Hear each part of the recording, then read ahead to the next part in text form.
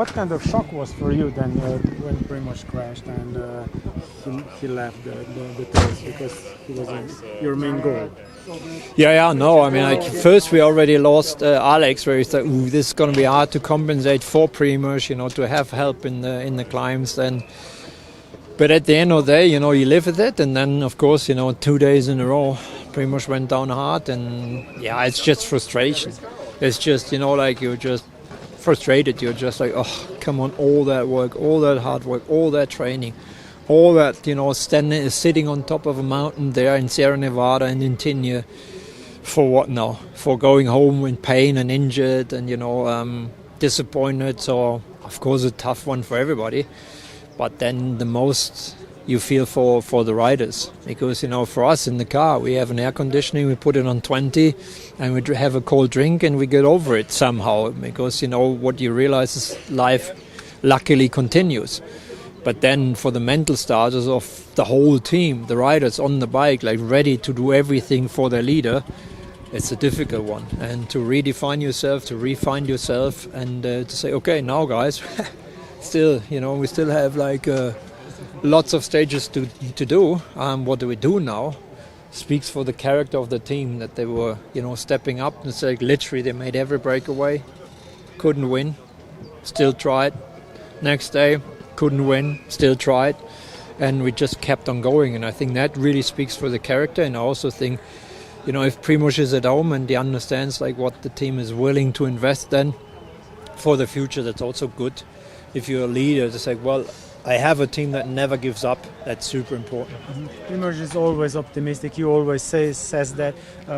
But how hard it was to see him in pain going?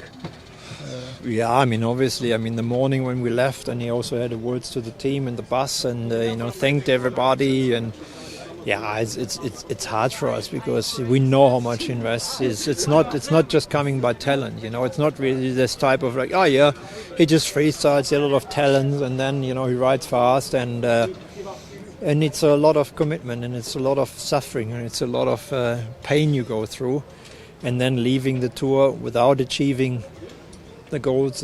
It's hard for the rider and it's hard for everybody. Now it's more than a half a year Primoz is in your team. What is it change for you? Because first month is a little bit you are touching each other, but now you have a little bit wider picture. Yeah, it's a lot of learning. We won the Dauphiné with him, and so for us, being in that position to defend the jersey and stuff like that. So it's a process. I think we grow together. He knows us better, we know him better, and as more as you know each other, as more as you can understand what the expectations are, as better as it gets, and it's still a process, and that's a good thing, without really naming details. I don't think we're perfect now in that combination. I do think we can still grow, and we can still do better, and we will still do better. And in my opinion, it's a very good thing. For the next year, Primoz is not getting younger; he's getting older. Tour de France is still the objective for the second 2025? Yeah, well, I don't really think, he's too old. And I think age is something, but it's like the energy that you still have.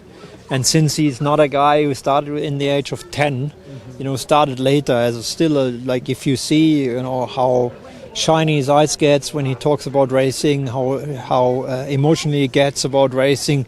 I don't think he's a guy that we should not plan with, and that you think, oh, now he's done and you will never see him, or he's just doing the minimum. I do think he's a very motivated bike rider, and we can set still a lot of goals with him.